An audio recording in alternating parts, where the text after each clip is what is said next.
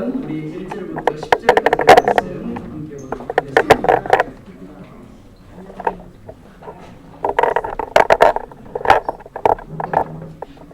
구약성경 제가 연수용어로 187편이 되겠습니다.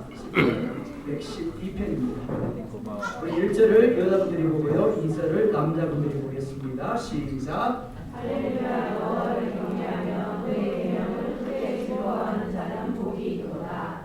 그의 땅에서 감상하며 충성되는 자들의 소속에 있으리라. 하나님의 길이 이제 있으며 그의 공의가 영원히 서 있으리로다. 정직한 자들에게는 바람에 빛이 일어나는 그를 자비롭고 의를 하며 그러는구나. 은혜를 베푸며 구워주는 자는 잘 되나니 그를 위해서 위험하리로다. 그는 영원히 흑이지 아니하며 의인은 영원히 기억되리로다. 그는 천한 성을 두려워하지 아니하며 여호와를 의뢰하고 그의 마음을 굳게 정하였다. 그의 마음이 견고하여 두려워하지 아니하였다. 그의 백성이 받은 보험을 마침내 보리로다.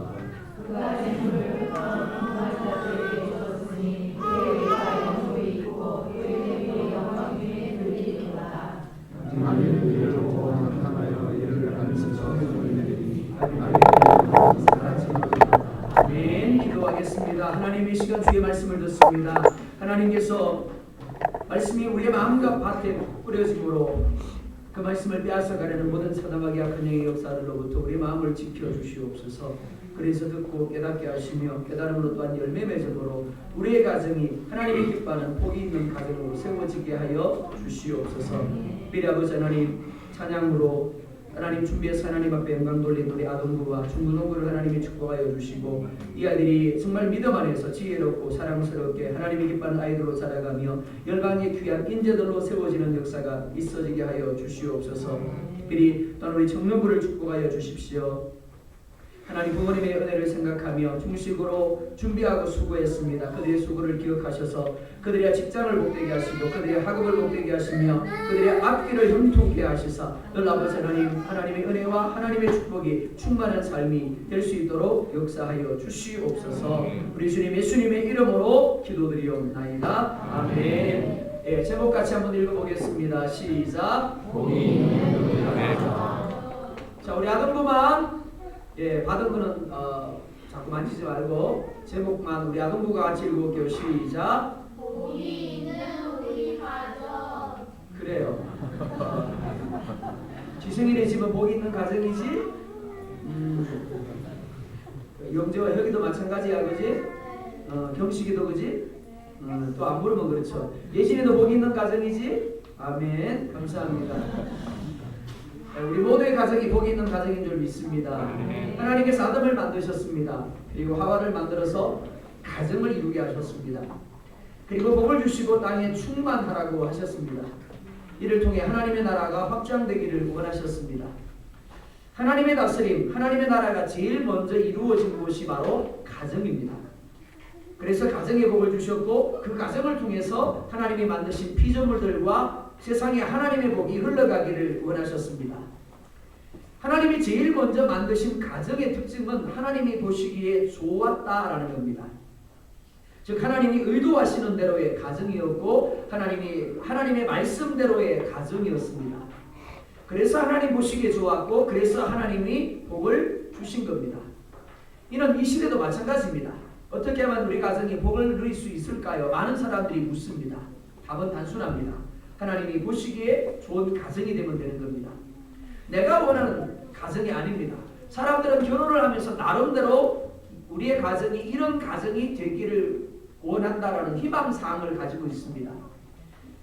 하지만 하나님이 말씀하시는 가정은, 즉 하나님이 주시는 복이 누려지는 가정은 내가 보기에 좋은, 즉 내가 생각하기에 좋은 가정이 아니라 하나님이 보시기에 좋은 가정이어야 합니다.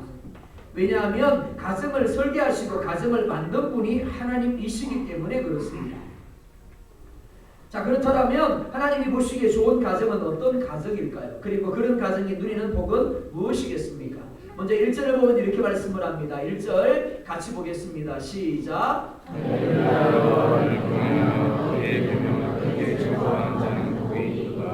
아멘. 복이 있도다라고 말씀을 합니다. 이를 원문에서 보면 베스르라는 히브리어를 씁니다. 행복하다, 복이 있다라는 의미입니다. 그런데 감탄사입니다. 어느 요리 연구가가 방송에 나왔는데 그 요리 연구가를 개국 본문이 흉내를 내면서 이렇게 말을 하더라고요. 얼마나 맛있게요. 네, 오늘 본문 말씀이 바로 그런 의미입니다. 이런 겁니다. 얼마나 행복한 사람이게요. 얼마나 복된 사람이게요. 이런 의미입니다. 그러니까 옆 사람을 보면서 우리 이렇게 한번 고백했으면 좋겠습니다. 당신이 얼마나 행복한 사람이게요. 시작. 당신이 얼마나 행복한 사람이게요. 네, 우리 영재는 옆 사람 보고 하라 그랬더니 모니터를 보고 하네요. 우리 모두는 정말 그렇게 행복한 사람인 줄 믿습니다. 복된 사람인 줄 믿습니다. 자, 그렇다면 어떤 사람이 이렇게 행복한 사람이고 어떤 사람이 이렇게 복된 사람일까요? 첫째, 여호와를 찬송하는 사람이 행복하고 복된 사람입니다. 1절은 할렐루야라는 단어로 시작됩니다. 할렐루야 너무 잘 아시죠? 그런데 이 할렐루야는 두 단어의 합성어입니다. 할랄이라는 단어와 야흐라는 합성어입니다. 할랄은 찬송하다, 자랑하다라는 의미고 야흐는 여호와의 단축형입니다. 그러니까 이런 말입니다. 할렐루야라는 말은 여호와를 찬송하라, 여호와를 자랑하라. 그런데 명령형입니다. 무슨 말이냐면 해도 되고 안 해도 되는 것이 아니라 정말 너희가 행복한 사람이 되고자 한다면, 정말 너희가 행복한 사람이라면, 너희가 복된 사람이 되고자 한다면, 너희가 복된 사람이라면 반드시 여호와를 찬송하고 자랑하라. 그런 의미입니다. 시편 112편과 마찬가지로 113편 1절에서도 동일하게 찬양하라 라고 말씀을 합니다. 그런데 113편 2절을 보면 이제부터 영원까지 여호와 이름을 찬송하라 라고 말씀합니다. 하나님을 찬송하기는 해야 되는데 언제 찬송한다고요? 이제부터 영원까지입니다. 무슨 말인가 하면 하나님은 우리가 어떤 상황 가운데 있을 때만, 어떤 조건이 채워졌을 때만 찬송하라 그렇게 말씀하지 않는다라는 겁니다. 모든 시간 속에서, 모든 상황 속에서 하나님을 찬송하고 하나님을 사랑하라 그렇게 말씀을 합니다. 하지만 사람이 어떤 상황 가운데서도 하나님을 찬송한다라는 것 결코 쉬운 일이 아닙니다. 예를 한번 들어볼까요? 시험을 망쳤어요. 그래서 아빠한테 혼났어요. 엄마한테 혼났어요. 경씨가 그럴 때 있지? 네, 그래. 그래가지고 속이 상해 있단 말이에요. 속이 상해 있는데 하나님은 참 좋으신 분, 하나님은 선하신 분, 그렇게 찬송할 수 있을까요, 경씨가? 그래, 맞아. 찬송 못하는 게 맞는 거야, 그지? 네, 맞아. 영재야, 혁이하고 싸웠어. 싸워가지고 엄마한테 혼났는데 하나님을 찬송할 수 있을까요? 할렐루야. 네, 엄마보다 이 영신 혹시 믿음이 100배, 1000배 낫네요. 그런데 욥기 1장 21절에 보면 이렇게 말씀을 합니다. 가로되 내가 모태에서 적신이 나왔어 또한 적신이 그리로 돌아가올지라 주신 자도 여호와시요 취하신 자도 여호와시오니 여호와 이름이 찬송을 받으실지니이다 하고. 자, 지금 어떤 상황입니까? 욥은 동방에서 큰 자였습니다. 부자였습니다. 재벌이었습니다. 뿐만이 아니라 가정적으로도 10명의 자녀와 아름다운 아내와 더불어 화목함을 누리고 있었습니다. 그런데 어느 순간 시련이 몰아칩니다. 그 많은 재산을 다 잃어버립니다. 한날에 수많은 종들이 죽어버리죠. 뿐만이 아닙니다. 그렇게 사랑스러웠던 7명의 아들과 3명의 딸이 한순간에 죽어버립니다. 그리고 자기 몸에는 나병이 찾아옵니다. 그런데 욥이 뭐라고 고백합니까? 주신 이도 여호와시요 취하여 가신 이도 여호와 하나님이시라. 그러니까 그의 이름이 찬송을 받는 게 맞다. 미친놈. 그죠? 우리의 관점으로 본다면, 보통 사람의 관점으로 본다면 도저히 이해가 되지 않는 반응입니다. 뿐만이 아닙니다. 사도행전 16장 25절에 보면 이렇게 말씀을 합니다. 같이 봅니다. 시작.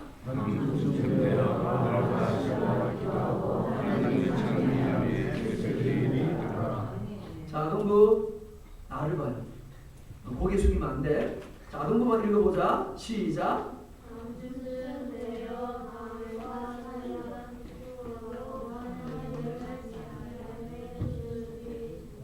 아멘. 자, 바울 역시 복음을 전하다가 억울하게 감옥에 갇혀 있는 상황입니다. 그러니까 그러니까 원망이 나와야 맞습니다. 탄식이 나와야 맞죠. 불평이 나와야 맞습니다. 그런데 뭐라고 이야기를 합니까? 이렇게 말하죠. 그가 기도하고 그가 하나님을 찬미하며 죄수들이 들었더라. 이들이 가장 절망의 상황 가운데, 절망의 환경 가운데서도 오히려 하나님을 찬양할 수 있었던, 찬송할 수 있었던 이유가 무엇일까요? 찬양은 우리 마음 중심에 있는 하나님을 향한 거룩한 기쁨과 즐거움을 고백하는 겁니다. 그리고 그의 말씀에 순종함이 찬양입니다. 오해하시면 안 됩니다. 좋은 일이 있기 때문에 찬송하는 게 아닙니다. 하나님을 향한 믿음을 고백하는 게 찬송입니다. 무슨 말인가 하면 찬양은 하나님을 진정으로 체험한 자가 그 기쁨을 말씀에 대한 순종을 통해서 표현하는 믿음의 고백인 겁니다. 하나님은 참됩니다. 하나님의 말씀은 진리입니다. 이것을 고백하는 게 바로 찬송인 겁니다. 욥이 절망 가운데서도 하나님을 찬송할 수 있었던 것은 그가 하나님이 어떤 분이신가를 올바로 알고 또 믿었기 때문에 그렇습니다.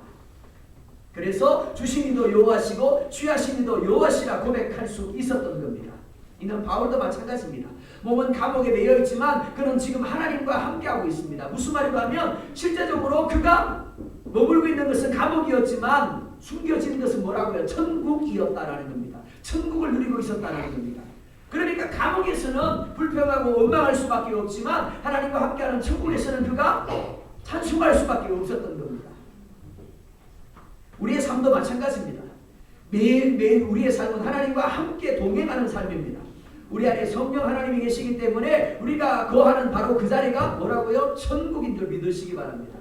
그러니까 믿음의 사람들은 상황과 환경과 상관없이 뭐 해야 된다고요? 믿음의 고백, 찬송을 해야 맞는 거예요. 하나님을 믿습니다. 그렇지만 나는 불평하랍니다.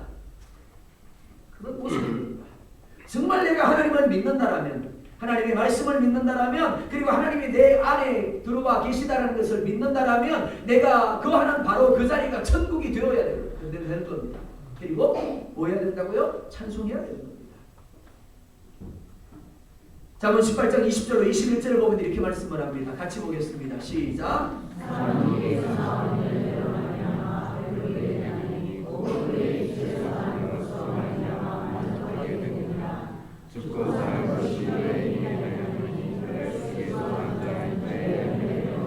아멘. 뭐로 말미암아 배부르게 된다고요? 입에서 나오는 열매로 말미암아라고 말하죠. 그리고 입술에서 나는 것으로 말미암아 만족하게 된다라고 말합니다. 사람이 죽고 사는 것이 뭐에 달렸다고요? 혀에 달렸대요. 혀를 쓰기 좋아하는 자는 혀의 열매를 먹으리라라고 말씀을 합니다. 우리가 우리의 입을 통해서, 우리의 혀를 통해서 범사에 하나님을 찬송해야 될 이유가 바로 여기에 있습니다. 자, 찬송이 뭐라 그랬어요? 믿음의 고백이라 그랬죠. 찬송만 믿음의 고백이 아니고 우리 입에서 나가는 모든 말이 믿음의 고백인 줄 믿으시기 바랍니다. 여기까지 우리를 인도하게 하시며 복되게 하신 이가 하나님인 줄 믿으시기 바랍니다. 그러니까 하나님을 향하여 찬송함이 마땅합니다. 그 하나님이 동일하게 우리의 내일과 우리의 미래를 이끌어 가심을 믿으시기 바랍니다. 그러니까 미리 찬송하셔야 맞는 겁니다. 그러니까 하나님을 믿는다라고 하면서도 툭하면 죽겠다. 자, 혀의 열매로 뭐 한다고요? 죽는다 그랬죠? 혀의 열매로 산다라고 했습니다. 내가 내 혀를 통해서, 내 입을 통해서 찬송하느냐 아니면 죽겠다라고 하느냐에 따라서 나의 살고 죽음이 결정된대요. 나의 화와 복이 결정된다라고 말씀을 합니다. 왜요? 그게 나의 복이기 때문에, 믿음의 고백이기 때문에 그렇습니다. 그러니까 죽겠다가 아니라 뭐가 돼야 돼요? 죽게 있다가 되어야 되시는 겁니다. 절망의 상황 가운데서도, 좌절의 상황 가운데서도 나의 상황이 죽게 있습니다. 그러니까 믿고 찬송합니다. 그게 되어져야 되는 겁니다. 죽을 것 같은 상황에서도 오히려 역설적으로 믿음으로 찬송하고 감사하시기 바랍니다. 그러한 믿음의 고백이, 찬송이 사단의 역사를 깨뜨리고 하나님의 복을 누리게 할 줄 믿습니다. 두 번째로 여호와를 경외하는 사람이 행복한 사람이고 복된 사람입니다. 경외라는 말, 야레라는 히브리어를 사용합니다. 두려워하다, 무수하다라는 의미입니다. 우리는 살아가면서 참 많은 것들을 두려워하고 무수합니다. 우리가 보고, 우리가 듣고, 경험하는 것들이 우리 안에 이러한 두려움과 무수함을 불러일으킵니다. 또 한번 물어볼 거 우리가 던고 벽이 우리 영감을 부르니까 여기 귀신이 무서워요, 안 무서워요? 어유 할렐루야. 사자가 무서워요, 안 무서워요? 네, 귀신은 안 무서운데 사자는 무섭대요. 왜 그럴까요? 우리 형제가 귀신은 잘 모르기 때문에 그렇습니다. 하지만 우리 세대는 다르죠. 우리 세대는 전설의 고향의 세대입니다. 늘 그런 것만 보고 살아오다 보니까, 지내오다 보니까 어떻게 해요? 자연스럽게 귀신이라는 이미지가 우리 생각 안에 자리하고 있어요. 그러니까 사자보다 뭐가 무서워요? 왜요? 사자는 우리가 맞닥뜨릴 이유가 없는 겁니다. 그냥 귀신이 무서워요. 근데 형제는 귀신을 모르니까 오히려 사자가 더 무서운 거예요. 사자가 실제적인 이미지니까. 맞습니다. 우리 안에 만들어지는 두려움은 내가 지금 무엇을 보고 무엇을 들었느냐에 따라서 달라지게 됩니다. 내가 지금까지 살아오면서 보았습니다. 들었습니다. 그러한 것들이 내 안에, 내 생각 안에 이미지화되어 있습니다. 그러한 것들이 우리 안에 두려움을 만들어내는 겁니다. 웃음을 만들어내는 겁니다. 마찬가지입니다. 하나님을 경외한다라는 것은 내 생각 속에 하나님을 채우는 겁니다. 내 생각 속에 하나님의 말씀을 채우는 겁니다. 자, 한번 물어볼까요? 문재인 대통령이 무서우세요? 하나님이 무서우세요? 정말이신가요? 아닌 것 같아요. 내 생각 속에 하나님을 채우는 것이 하나님을 경외하는 것입니다. 하나님의 말씀을 채우는 것이 하나님을 경외하는 겁니다. 왜요? 그로 말미암아 내가 하나님을 알게 되고 하나님의 말씀을 알므로 두려워하게 되고 무서워하게 되기 때문에 그렇습니다. 즉 하나님을 경외하는 사람은 하나님을 알고 하나님의 말씀을 알므로 하나님과 하나님의 말씀에 대하여 두려워하는 사람입니다. 요셉이 바로의 아내의 유혹을 거절한 이유가 바로 여기에 있습니다. 바로의 아내보다 그리고 감옥보다 누구를요? 하나님을 더 두려워한 때문입니다. 창세기 42장 18절에 보면 이렇게 말씀을 합니다. 같이 봅니다. 시작. 거기까지요. 요셉이 뭐 했다고요? 하나님을 경외하였더라.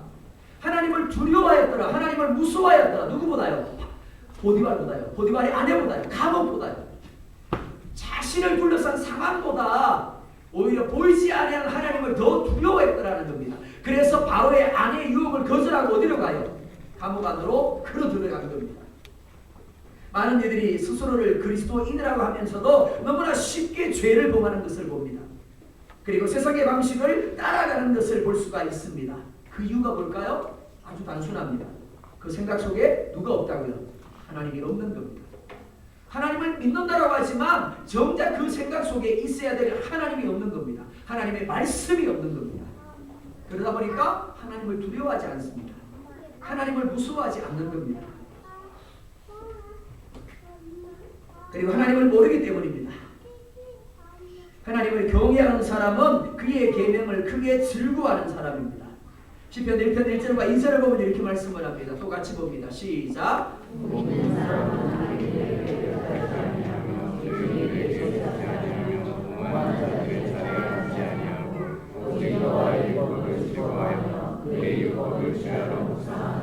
아멘. 1절과 2절로 되어 있는데 2절을 먼저 읽고 1절을 보면 이렇습니다. 복 있는 사람은 오직 여호와의 율법을 즐거워하여 그의 율법을 주야로 묵상하도다. 그 사람은 악인들의 길을 따르지 아니하며 죄인들의 길에 서지 아니하며 오만한 자들의 자리에 앉지 아니하는도다. 자, 우리 자신에게 한번 적용해 보시기 바랍니다. 여호와의 율법을 크게 즐거워하는 자, 즉 하나님을 경외하는 자는 어떤 사람이라고요? 악인들의 꾀를 따르지 아니하며 죄인들의 길에 서지 아니하며 오만한 자들의 자리에 앉지 아니하는 자라고 이야기합니다. 시편 111편 10절에도 똑같은 말씀을 합니다. 여호와를 경외함이 지혜의 근본이라 그의 계명을 지키는 자는 다 훌륭한 지각을 가진 자이니 여호와를 찬양함이 영원히 계속되리로다. 자, 같은 이야기를 하고 있습니다. 첫 번째 여호와를 경외함이라고 말하죠. 두 번째 그의 계명을 지키는 자라고 말하고요. 세 번째 여호와를 찬양함이 영원히 계속되리로다. 다른 단어로 되어 있지만 같은 의미입니다. 같은 사람임을 이야기합니다. 하나님을 경외하는 자는 그의 계명을 크게 즐거워하는 자이고 그의 계명을 크게 즐거워하는 자는 뭐 할 수밖에 없다고요? 어떤 상황에서도 하나님을 찬양할 수밖에 없다라고 말씀하고 있는 겁니다. 하나님을 경외하는 사람은 그의 계명을 즐거워할 수밖에 없습니다.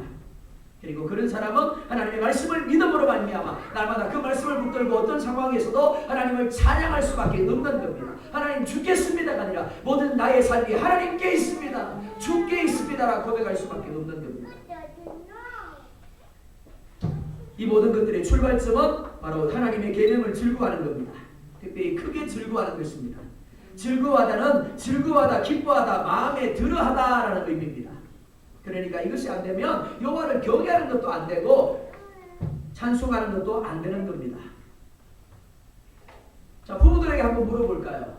사랑하셔서 결혼하셨죠? 오늘 중고등부가 우리 특송을 했는데 이 차는 원래 결혼 축가입니다. 우리가 처음 만났을 때 그 약속 기억하고 계시죠? 기억하나요? 혹시 축지수를 어디서 하셨는지 기억하시나요? 잘못 이야기하면 큰일 납니다. 자, 한번 물어볼게요. 여러분들이 총각과 처녀 시절에 데이트할 때 만나기만 하면 시계를 들여다보셨습니까? 만약 그랬다면 부부가 되지 못했을 겁니다. 만남이 즐거웠을 겁니다. 만남이 기뻤을 겁니다. 그리고 상대방이 마음에 들었을 겁니다. 함께하는 그 시간이 마음에 들었을 겁니다. 그렇기 때문에 오늘 부부라는 관계로 함께하고 있는 겁니다. 어떤 인터뷰를 봤습니다. 근데 그 사람에게 어떤 질문이 던져졌는가 하면 이런 질문입니다. 지금까지 살아오면서 가장 재미있고 즐거운 것이 무엇이었습니까? 그랬더니 그 사람이 이렇게 대답을 했습니다. 공부하는 것이 가장 즐겁고 재미있었습니다. 다들 뭐 전혀 이상하게 생각하지 않네요. 저는 그걸 보면서 욱했습니다.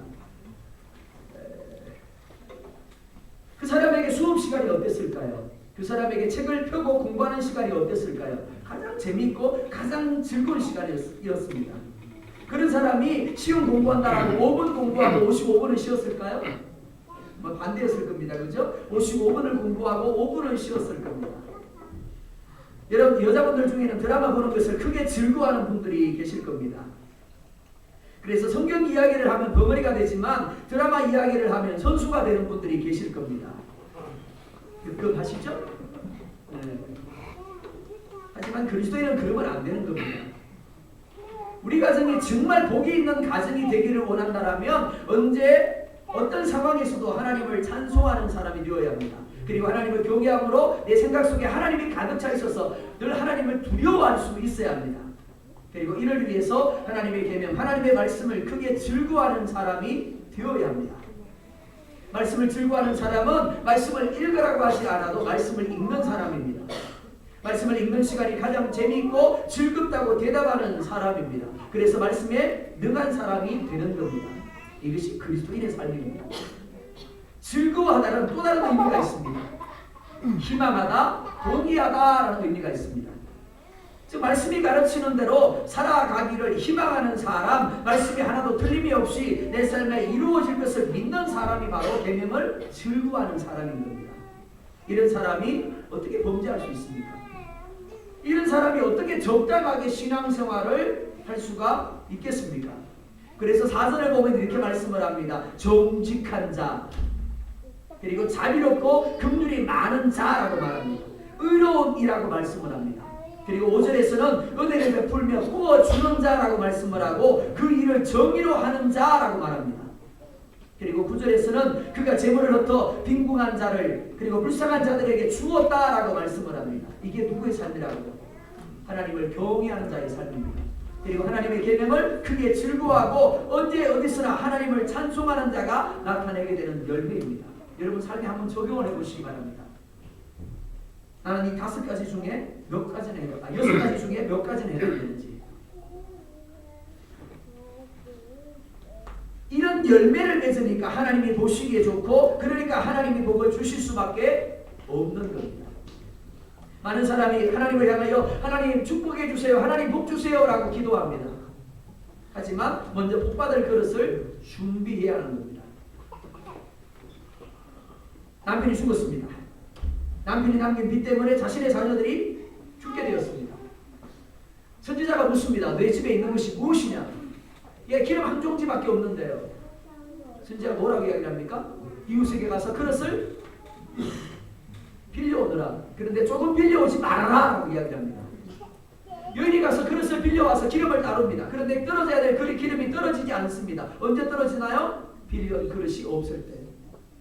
무슨 말인가 하면 하나님이 우리가 예비한 만큼 복을 주시더라는 겁니다. 우리가 하나님 앞에 복받을 사람으로 준비된 만큼만 복을 주시더라는 겁니다. 왜요? 그러지 아니하면 그 복이 오히려 우리를 망하게 하기 때문에 그렇습니다. 그러니까 여러분들이 기도할 때 하나님 복 주세요 라고 기도하지 마세요. 하나님이 어떤 복을 주시든 준비되게 해달라고 기도하셔야 됩니다. 복받을 그릇이 되게 해달라고. 그렇게 먼저 기도하셔야 되는 겁니다. 그렇게 준비되면 하나님을 향하여 복 주세요라고 말하지 않아도 하나님이 보시기에 좋은 사람이 되니까 하나님이 넘치도록 흔들어서 채워주시는 복을 누리게 되는 겁니다. 마태복음 6장 33절에서 먼저 그의 나라와 그의 은을 구하라 그러면 이 모든 것을 너희에게 더하시리라 라고 말씀하시는 바로 이유가 바로 여기에 있습니다.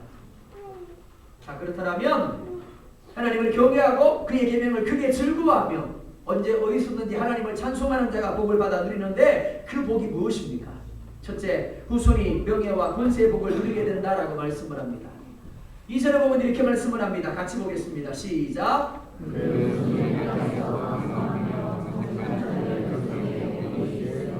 아멘. 그의 후손이 땅에서 어떻게 된다고요?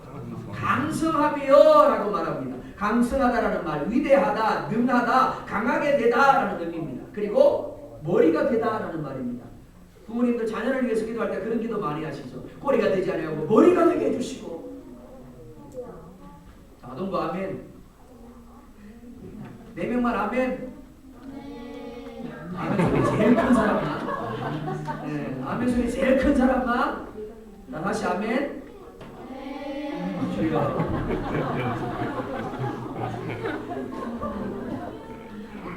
후손이 강성할 것이다 라고 말씀을 합니다. 그리고 복이 있으리라 라고 말씀하죠. 하나님이 그런 후손이 위대하게 되고 능하게 되며 강하게 되고 머리가 되게 할 것이다 라고 말씀을 합니다. 명예와 권세를 주실 것이다 라고 말합니다. 그런데 여기서 더 중요한 말씀이 무엇이가 하면 후손에게 복이 있으리로다 라는 말씀입니다.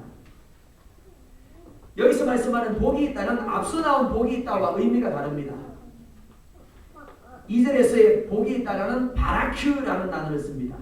무릎을 꿇는다라는 의미입니다. 즉 무릎을 꿇고 하나님 앞에 기도하며 예배하며 받은 복에 대하여 감사함으로 하나님이 그를 복되게 하신다라는 의미입니다.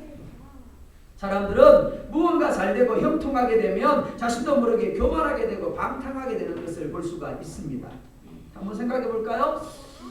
조현아라는 사람이 스타예요. 지금 조현민이라는 사람도 스타고 그죠? 근데 만약에 이들이 가난한 집에서 태어났다면 어떨까요? 그래도 물컵을 던졌을까요? 그래도 땅콩 때문에 무리를 일으켰을까요? 안 그랬을 겁니다. 이들이 강성하였기 때문에 이들에게 강성함이 주어졌기 때문에 그것이 그들 하여금 교만하게 만든 겁니다.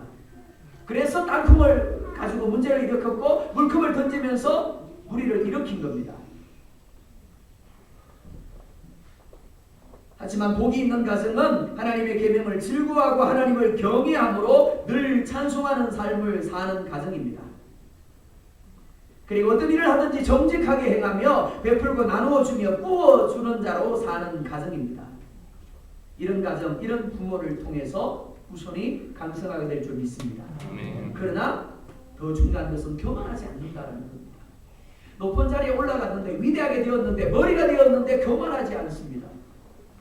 늘 겸손하게 하나님 앞에 무릎을 꿇어서 기도하고 예배하는 자로 살아갑니다. 무엇보다 자신에게 주어진 것을 자신으로 말미암은 것이 아니라 하나님의 은혜로 고백하며 감사하게 된다는 겁니다. 그러니까 하나님은 어떻게 해요? 더 넘치도록 복의 복으로 채워 주실 수밖에 없는 겁니다. 여러분의 자녀가 이런 자녀가 되기를 원합니다.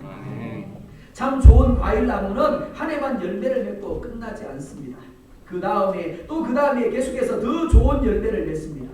복 있는 사람은 시편 1편 3절의 말씀처럼 시냇가에 심기운 나무와 같은 사람입니다. 요한복음 15장 1절의 말씀처럼 참 포도나무이신 예수님께 붙어있는 사람입니다. 창세기를 보면 계속해서 반복되는 말씀이 있습니다.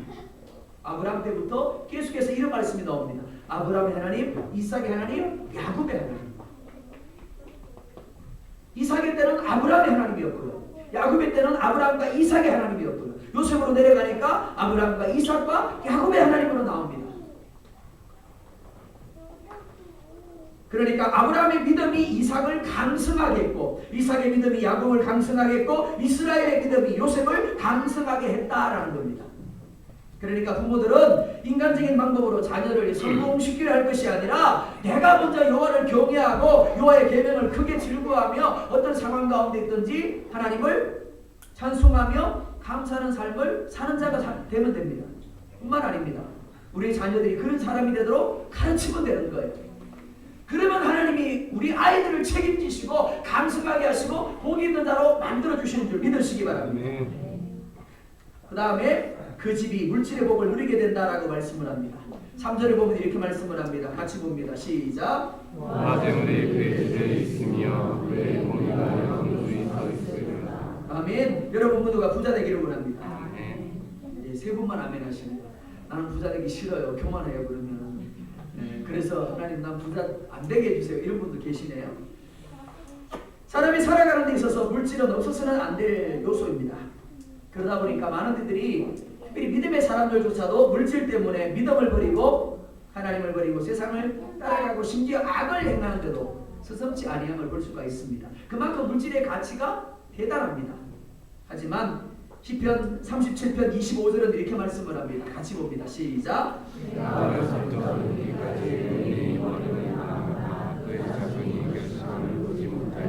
아멘. 그 이유가 뭘까요? 왜 의인이 버림을 당하거나 그 자손이 글씨하지 않게 되는 걸까요? 26절 보면 이렇게 말씀을 합니다. 26절 봅니다.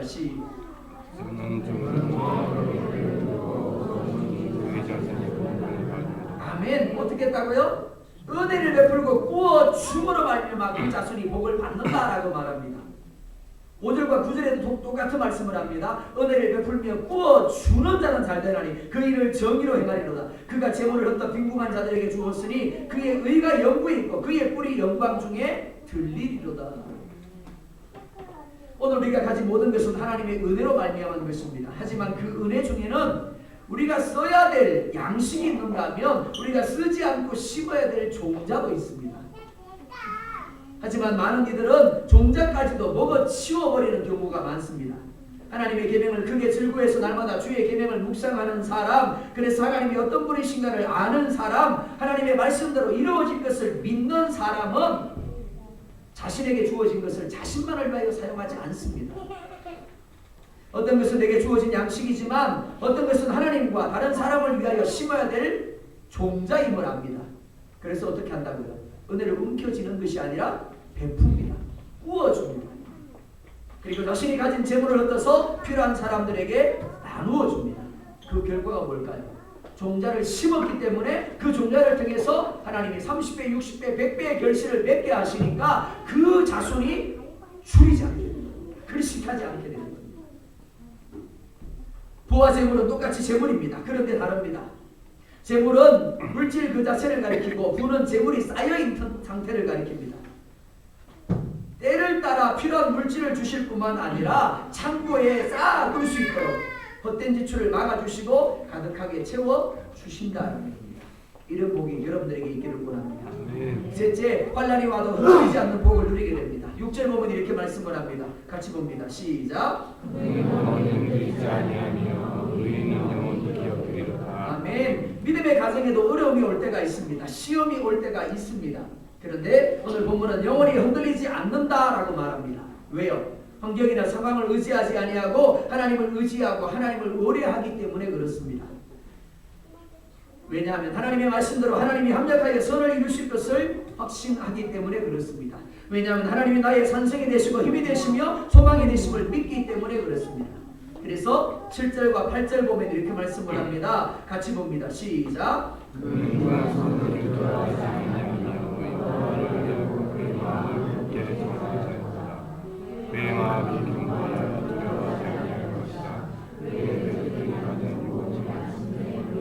아멘. 다윗이 압살롬의 반란으로 도망갑니다. 그런데 시므이라는 사람이 쫓아오면서 돌을 던지고 침을 뱉습니다. 그런데도 다윗은 자기 자신을 저주하는 시므이에게 반응하지 않습니다. 왜요? 하나님을 믿었기 때문입니다. 하나님을 의뢰했기 때문입니다. 바울이 로마로 가는 중에 폭풍을 만납니다. 배가 파손할 지경이 되었습니다. 그런데 전혀 흔들리지 않습니다. 왜요? 하나님이 자신의 산성이 되시고 소망이 되시며 보호자가 되심을 믿었기 때문에 그렇습니다. 무엇보다 그 상황에서도 하나님을 향하여 기도할 수 있었기 때문입니다. 빌립보서 4장 6절과 7절을 보면 이렇게 말씀을 합니다. 아무것도 염려하지 말고 다만 모든 일에 기도와 간구로 너희 구할 것을 감사함으로 하나님께 아뢰라. 그리하면 모든 지각에 대한 하나님의 평강이 그리스도 예수 안에서 너희 마음과 생각을 지키시리라. 절망해야 맞습니다. 두려워해야 맞습니다. 불안해야 맞습니다. 그런데 뭐하라고요? 찬송하래요. 감사하래요. 왜요? 하나님을 믿으니까. 그의 계명을 즐거워하니까. 그래서 기도합니다. 그리고 그 기도에 하나님이 응답할 것이라고 말씀하는 겁니다. 시편 23편의 다윗의 고백처럼 하나님이 여러분의 목자가 되셔서 여러분에게 부족함이 없게 하심을 믿으시기 바랍니다. 그가 여러분을 실마를 물가로 인도하시고 푸른 초장에 누이심을 믿으시기 바랍니다. 복사망이 옴칭한 골짜기로 다닐 수 있습니다. 그러나 여러분만 가는 게 아닙니다. 하나님이 여러분들과 함께 하시며 하나님이 지팡이와 막대기로 여러분을 안위하심을 믿으시기 바랍니다. 우리와 우리 가정을 향한 하나님의 뜻은 복이며 행복입니다. 후손이 강성하게 하시며 하나님께 무릎을 꿇어 예배하고 기도하며 감사하는 복을 주심을 믿으시기 바랍니다. 그리고 부와 재물을 주시며 흑암 중에 빛이 나게 하심도 믿으시기 바랍니다. 뿐만 아닙니다. 환난 중에도 흔들리지 아니하며 하나님의 지키심과 보호하심을 누리게 될 줄 믿으시기 바랍니다. 그러나 누구나 누리는 것은 아닙니다. 오직 여호와의 계명을 크게 즐거워함으로 그 말씀을 읽고 아멘하며 그렇게 되기를 사모하며 순종하는 사람에게 주어집니다.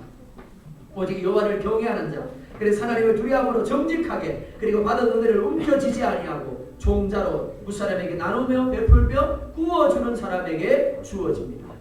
바라기는 여러분의 가정이 이런 가정 될 수 있기를 주의 이름으로 축원합니다. 하나님이 보시기에 좋은 가정, 그래서 하나님이 마음껏 하나님이 말씀하신 대로 복으로 가득하게 하는 가정이 되기를 주의 이름으로 축원드립니다. 기도하겠습니다.